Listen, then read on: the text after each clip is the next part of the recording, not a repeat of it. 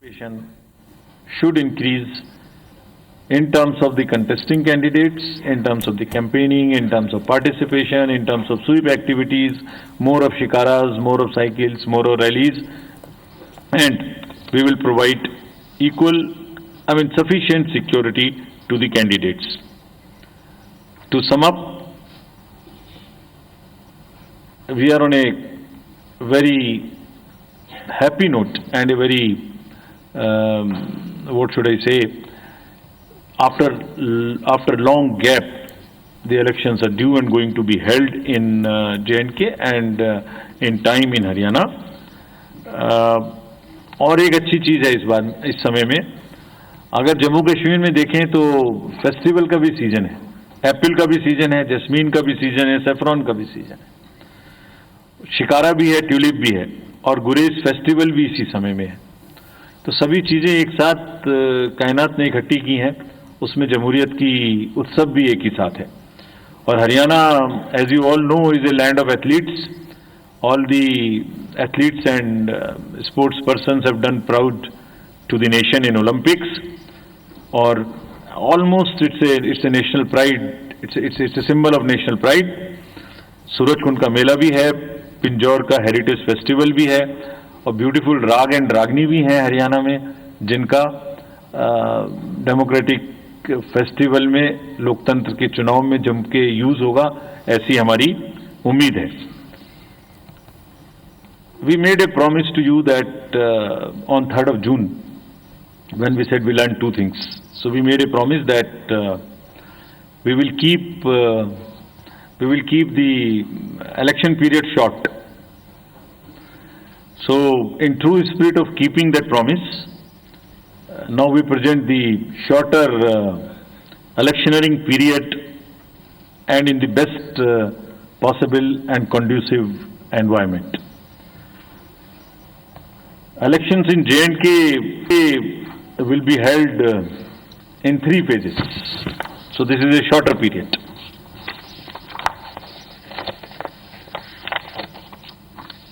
This is a much shorter period, much shorter than even the parliamentary elections, which were 5. 20th of August, just the next day of the Amarnath Yatra being complete, the 19th.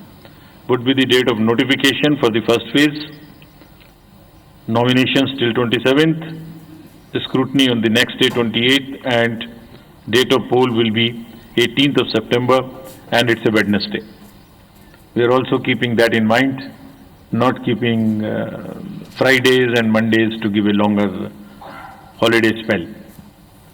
Second phase would be on 29th of August, and the statutory period of nominations and all, poll being on 25th of September, and phase 3, nomination on 5th of September, and every voting finishing on 1st of October. So counting would be on 4th of October, and everything would be over, wind up on 6th of October. We can show you the map also. It's the how the scheduling is being done. The yellow portion is first. The yellow portion would have the districts of Kishtwar, Ramban, Doda on this side, Jammu side, and Anantnag, Pulwama, Shopian, and Kulgaon in the valley. The second phase would be Gandarbal, Srinagar, Badgaon on the valley, in the valley side, and on the Jammu side, Poonch, Rajouri, and Riyasi. And then the forces move up. So North Kashmir in the upper regions, and also the Jammu and Udhampur, Samba, and the Kathua region. This is what would be the schedule there. If we come to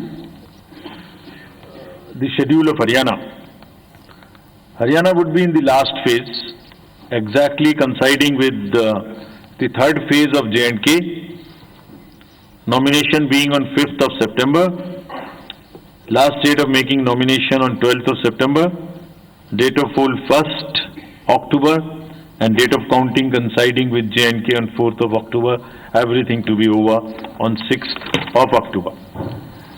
So friends, and through you, we appeal to all the voters of Haryana and J&K to participate in largest possible number in the festival of democracy. Thank you. Thank you, sir, for the very comprehensive briefing. Now we will have the round of questions. I would request every one of you to please raise your hand, whoever wishes to ask a question. The mic. We will. Excuse me, please. The person in the second row, green T-shirt. Please introduce yourself also. Yes, please. Sir, मेरा नाम ताबिश कमाल है। मैं जम्मू कश्मीर के गुलिस्तान और जेके channel से हूं। मैं पूछना चाहता हूं कि आज उमर अब्दुल्ला ने एक सवाल उठाया कि जो ट्रांसफ़र पोस्टिंग हुई हैं वो बायस्ड हुई हैं, उस पर इलेक्शन कमीशन क्या करेगा?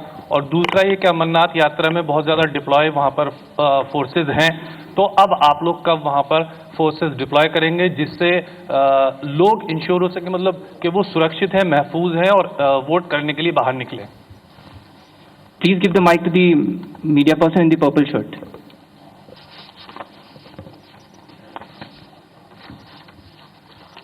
मैं संजय शर्मा हूं आज तक से।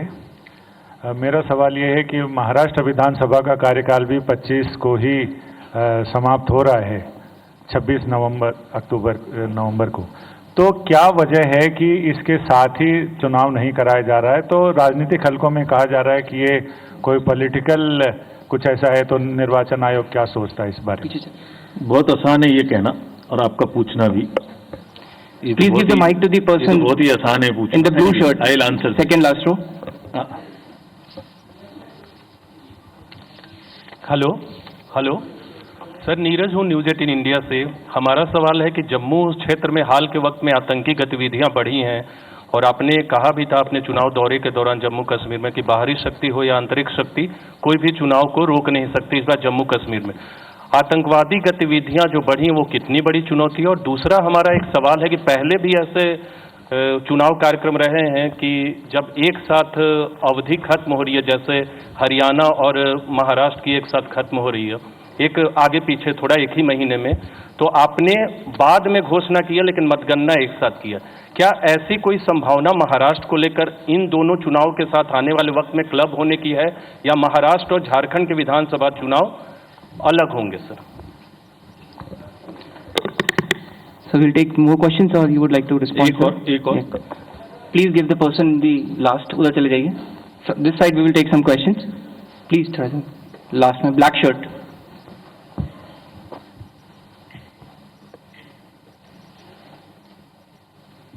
थोड़ा जल्दी चले जाइए आप प्लीज।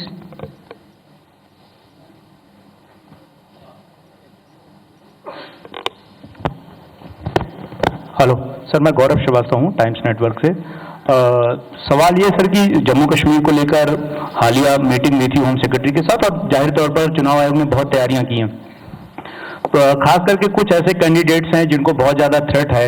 आपने कहा है कि हम उन्हें पर्याप्त सुरक्षा देंगे। किस तरह की सुरक्षा की डिटेल्स रहेगी या किस तरह की उन्हें सुरक्षा कैटेगरीज दी जाएगी ताकि वो महसूस कर सकें, खास करके वो इलाके जो कि बहुत ज़्यादा आतंक प्रभावित क्षेत्र रहे हैं? और जम्मू कश्मीर से ही जुड़ा दूसरा सवाल ये है कि सर, जैसा कि पूछा कि जो ताबड़तोड़ ट्रांसफर हुए 198 अधिकारियों के, उसमें राजनीतिक आरोप ये लगा रहे हैं कि चुनावों की घोषणा को देखते हुए कहीं ना कहीं इंटरफेयर करने की कोशिश जो है वो एलजी की तरफ से वहां पर जम्मू कश्मीर में की गई है। और जिस तरीके से 15 अगस्त को अधिकारियों को बुलाया गया और उसके बाद उन्हें ट्रांसफर्स की जो तरीके जिस तरीके से हुए, वो कहीं ना कहीं चुनाव में एक तरीके से निष्पक्षता पे सवाल खड़े कर रहे हैं। So let me take these questions first. पहले लास्ट और फर्स्ट क्वेश्चन को पहले लेता हूं। Transfers and postings in J&K आज सुबह में हुई है। तो पहली बात तो शायद हमारा अनाउंसमेंट काफी जल्दी हो गया, लोगों को ये शायद इतनी जल्दी की उम्मीद नहीं थी। बट एनीवे, जो अभी हमने चेक किया है उसमें शायद एक एसपी हैं और 4 डीसीज हैं, बाकी सब फील्ड रिलेटेड उतने नहीं हैं, बाकी अभी हम डिटेल्स चेक करेंगे। एमसीसी लगने से पहले ट्रांसफर करना ना करना सरकारों के अधीन है, लेकिन अगर किसी भी सूरत में किसी भी समय में कोई भी अधिकारी के बारे में कोई भी लेवल प्लेइंग फील्ड डिस्टर्ब होने की सूचना आती है तो उस पर आयोग अपने हिसाब से जांच करके कार्य करेगा, irrespective of the timing of the transfer. ऐसा भी हो सकता है कुछ आज ट्रांसफर हुए हो, ऐसा भी हो सकता है कुछ पहले ट्रांसफर हुए हो। Will be absolutely clear in our resolve to ensure that the district officials behave absolutely impartial without even one chinch being here and there. Amarnath ji की जो यात्रा है वो खत्म होगी 19 तारीख को। हमने पूरा असेसमेंट होम मिनिस्ट्री के साथ भी और फील्ड में भी और डिस्ट्रिक्ट ऑफिशियल्स के साथ भी किया। वहां भी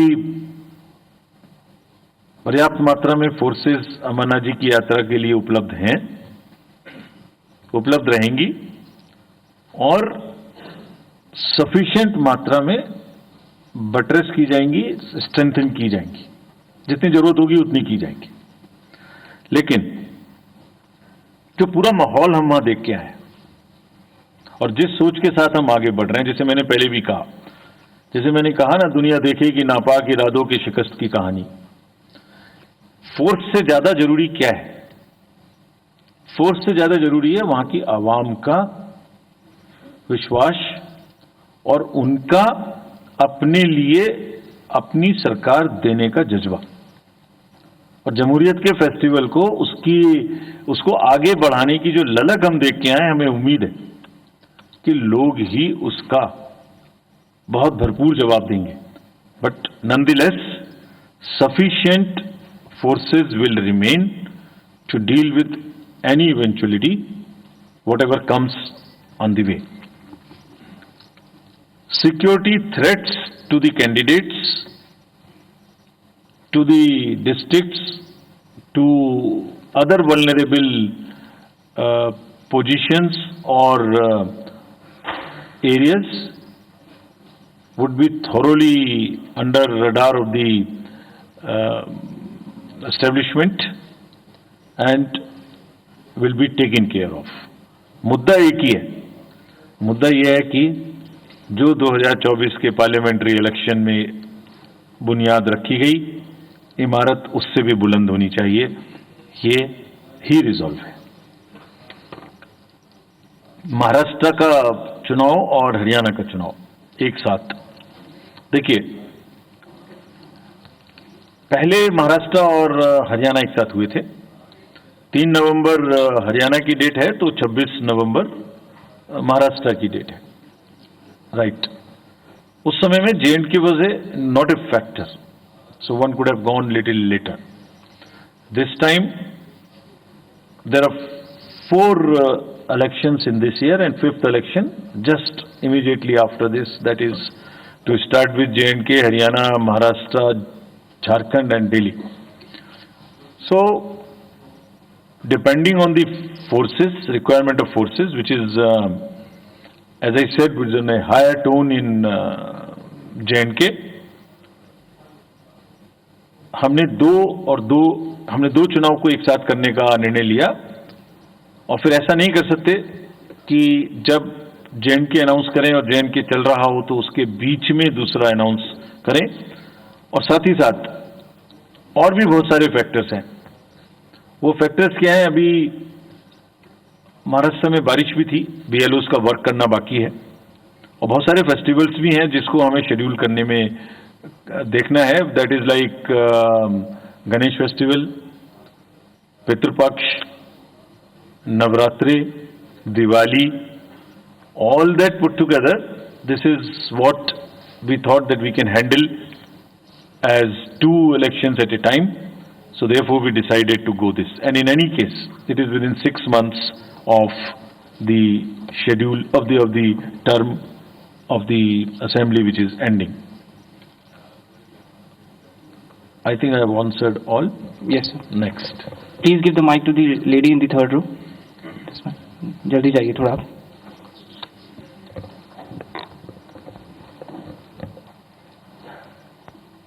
थर्ड रो थोड़ा जल्दी लेके जाइए mic please.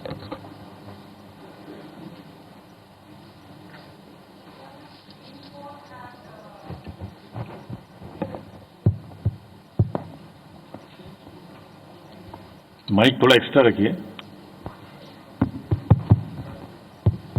Sir, the Supreme Court had set a September 30 deadline for conducting the polls in J&K.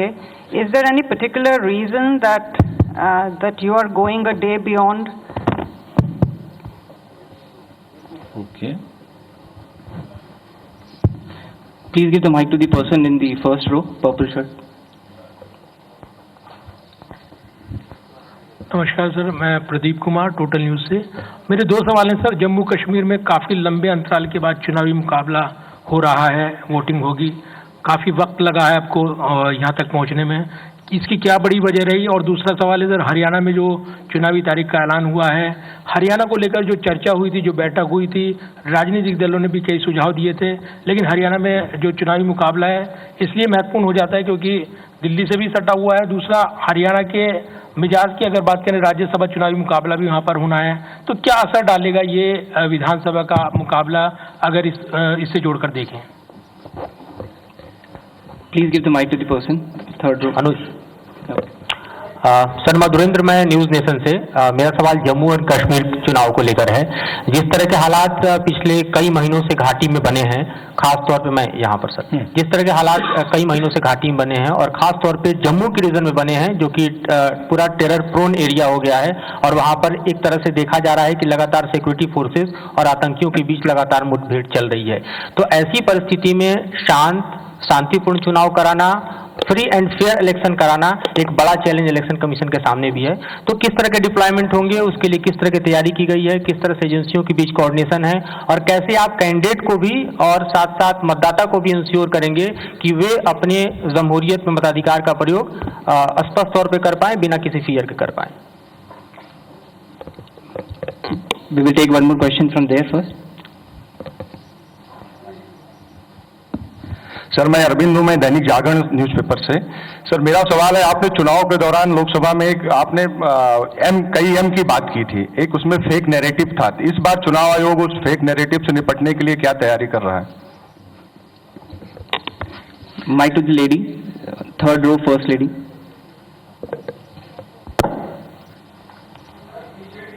Sir मैं पूनम हूँ। थोड़ा आगे आ जाइए, थोड़ा आप आगे आ जाइए। सर मैं Poonam. Okay, welcome. Okay. Sir मैं पूनम हूँ अमर उजाला से। जम्मू कश्मीर और हरियाणा दोनों जगह पर ड्रग्स एक बहुत बड़ी समस्या है और जिस तरह से आपने कहा कि जिस दिन आप लोग वहाँ थे उस दिन भी सीजर हुआ है, तो उससे निपटने के लिए क्या होगा? क्या जो पर्यवेक्षक हैं वो अतिरिक्त होंगे या कुछ और इंतजाम किया जाएगा? Now let me answer these questions. About 30th September. 19 अगस्त को अमरनाथ जी यात्रा खत्म होगी। 4-6 जून को पार्लियामेंट्री इलेक्शंस खत्म हुए हैं। तो निर्वाचन आयोग की प्रेस कॉन्फ्रेंस आप लाइव देख रहे हैं, जिसमें 2 राज्यों के विधानसभा चुनाव की तारीखें आई हैं। एक है जम्मू कश्मीर, जिसमें 3 चरणों में चुनाव होंगे और इन 3 चरणों के चुनाव के नतीजे आएंगे 4 अक्टूबर को। जो प्रेस कॉन्फ्रेंस की जा रही है इसमें साफ बताया गया कि अभी केवल 2 स्टेट में इलेक्शन होंगे। बार बार पूछा भी गया कि बचे हुए जो 2 स्टेट हैं, महाराष्ट्र और झारखंड, क्या उसमें साथ में इलेक्शन होंगे? तो यह साफ कर दिया गया कि ना तो इस चुनावी कार्यक्रम के बीच में अब कोई ऐलान होगा और ना ही इस बीच कोई नए चुनावी तारीखें आएंगी। फिलहाल 2 स्टेट में चुनाव हो रहे हैं और जम्मू कश्मीर में 3 चरणों में चुनाव होंगे। पहला चरण होगा जिसमें 24 सीटों पर 18 सितंबर को वोट होगी। 26 सीटों के ऊपर दूसरे फेज के तहत, दूसरे चरण के तहत 25 सितंबर को वोट पड़ेंगे और तीसरे चरण के तहत 1 अक्टूबर को कुल 40 सीटों पर वोटिंग होगी। जम्मू एंड कश्मीर में कुल 90 विधानसभा सीटें हैं और इसमें 3 चरणों में चुनाव हो रहे हैं। 4 अक्टूबर को नतीजे घोषित होंगे, यानी 4 अक्टूबर को मतगणना की जाएगी। इसी तरह 90 विधानसभा सीटें हैं हरियाणा विधानसभा में और यहां एक साथ एक ही चरण में चुनाव होंगे और वो हैं 1 अक्टूबर को वोट पड़ेंगे। नतीजे 4 अक्टूबर को आएंगे, यानी दोनों स्टेट के नतीजे एक साथ ही घोषित किए जाने हैं। तो कुल मिलाकर 4 स्टेट में से 2 स्टेट में चुनाव की घोषणा जम्मू कश्मीर और हरियाणा में हो चुकी है और इसके अलावा बाकी के जो बचे हुए स्टेट हैं महाराष्ट्र का और झारखंड का, इसमें बाद में चुनावी तारीखों का ऐलान किया जाएगा और इसमें कोई और अन्य उपचुनाव की तारीखें फिलहाल सामने नहीं आई हैं। इस सुरक्षा के अभूतपूर्व इंतजाम किए जाएंगे। सुरक्षा के साथ साथ जम्मू कश्मीर में खासतौर पे जम्मू रीजन में जो हालात हैं उसको लेकर के भी घोषणा की गई। आप टीवी स्क्रीन के ऊपर पूरा ग्राफिक प्लेट के द्वारा ये प्रदर्शन देख रहे हैं, जिसमें आप देख पाएंगे कि कैसे ये पूरे के पूरे चुनाव संपन्न कराए जा रहे हैं। लंबी कतारों में जो 2024 में लोकसभा के चुनाव में माहौल दिखाई पड़ा था, इससे निर्वाचन आयोग भी उत्साहित है और पूरी उम्मीद करता है कि अब की बार फिर से बैलेट की बहाली के लिए जम्मू कश्मीर में पूरी व्यवस्थाएं जमाई जाएंगी। जम्मू कश्मीर में जम्मू रीजन में होती घटनाओं की तरफ भी आयोग का पूरा ध्यान है और सुरक्षा के मद्देनजर ही वहां पर केवल 2 स्टेट में चुनाव कराना तय किया गया और 2 स्टेट के चुनाव में अलग अलग चरणों में क्या व्यवस्था होगी इसकी जानकारी डिटेल में दी गई। इस पूरी प्रेस कॉन्फ्रेंस के बाद 4 अक्टूबर को यह पता चल जाएगा कि दोनों स्टेट में किसकी सरकार बन रही है। इसके पहले जम्मू कश्मीर में 2014 में विधानसभा चुनाव हुए थे और 14 के चुनाव के बाद 2024 में अब यहां चुनाव हो रहे हैं। वैसे अभी और चुनाव होने हैं, इसके बाद आगे कई और स्टेट में चुनाव की घोषणा होगी, लेकिन फिलहाल इस वर्ष में अक्टूबर तक, कम से कम 4 अक्टूबर तक किसी और नए चुनावी कार्यक्रम के आने की संभावना नहीं है। ये प्रश्न के जवाब में निर्वाचन आयोग ने बताया। तो ये पूरा कार्यक्रम आप देख रहे हैं। बड़ी खबर है इस वक्त की, जम्मू कश्मीर में 2014 के बाद 10 साल बाद चुनाव की तारीखें आई हैं। विधानसभा के चुनाव हो रहे हैं और विधानसभा के जो चुनाव है इसकी पूरी प्रक्रिया 20 तारीख से शुरू हो जाएगी और 20 तारीख से जो प्रक्रिया शुरू होने वाली है इसका पूरा कार्यक्रम आ चुका है। 3 चरणों में चुनाव है। पहले चरण में 24 सीटें 18 सितंबर को वोटिंग, दूसरे चरण में 26 सीटें 25 सितंबर को वोटिंग और 40 सीटें तीसरे चरण में 1 अक्टूबर को वोटिंग होगी और 4 अक्टूबर को इसमें नतीजे आएंगे। और सिर्फ एक चरण में 90 विधानसभा सीटें हैं हरियाणा में, वहां वोटिंग होने वाली है और वहां 4 तारीख को 4 अक्टूबर को नतीजे आने वाले हैं। इस वक्त न्यूज रूम से मेरे सहयोगी राहुल सौमित्र दिखाई पड़ रहे हैं।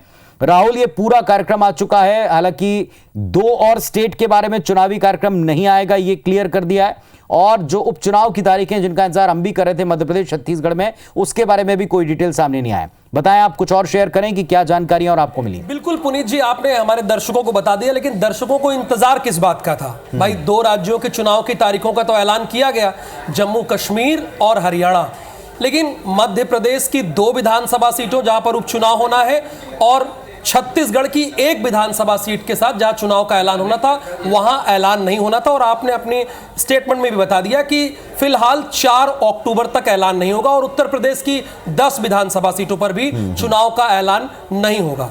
ठीक आपने कहा कि 18, 25 और 1 ये वो तारीख है जिस दिन चुनाव होने हैं। इसमें 1 चरण में हरियाणा को और बाकी 3 चरण में जम्मू कश्मीर में होने हैं। एक और बात है पुनीत जी, जब ये सवाल पूछा गया कि तमाम पॉलिटिकल पार्टी से बातचीत की गई मुख्य चुनाव आयुक्त ने, तो उन्होंने कहा कि इस बार सभी जो कैंडिडेट होंगे उनको समान सिक्योरिटी दी जाएगी। क्योंकि इस बात पर सवाल उठा था कि किसी कैंडिडेट को ज्यादा सिक्योरिटी दी जाती है, किसी को कम। तो ये जम्मू कश्मीर की बात कर रहा हूं, जम्मू कश्मीर के लिए ये बहुत बड़ा दिन है। क्योंकि सोचिए, हर प्रदेश में तो 5 साल के बाद चुनाव होता है, लेकिन वहां 10 वर्ष के बाद चुनाव हो रहा है और आर्टिकल 370 हटने के 5 साल बाद चुनाव हो रहा है। तो वहां पर कुल जम्मू में 43 और कश्मीर में 47 सीटों पर चुनाव होना है, आम चुनाव होना है, जिसमें से 74 जनरल की सीटें हैं, 7 एससी की और 9 एसटी को। इस बार 9 एसटी के लिए भी सीटें आरक्षित की गई हैं। तो पुनीत जी, आपने पूरी डिटेल हमारे दर्शकों को बता ही दी है, लेकिन उम्मीद हमारे दर्शक ये कर रहे थे इस प्रेस कॉन्फ्रेंस से कि उत्तर प्रदेश की 10 और मध्य प्रदेश की 2 और छत्तीसगढ़ की 1 विधानसभा सीट पर जहां चुनाव होना है उसकी तारीखों का ऐलान होगा। फिलहाल उन तारीखों का ऐलान नहीं हुआ है। और जैसा कि आप बता रहे थे कि मुंबई की बात आप कर रहे थे, यानी महाराष्ट्र की बात, तो वहां पर यह कहा गया कि चूंकि अभी बीएलओ ने अपने पूरे काम नहीं किए हैं और चुनाव आयोग की टीम यहां पर गई नहीं है। जम्मू कश्मीर में तो हो के आ गई इसलिए ऐलान हुआ, हरियाणा में भी 12 और 13 अगस्त को होकर आ गई थी तो ऐलान हुआ।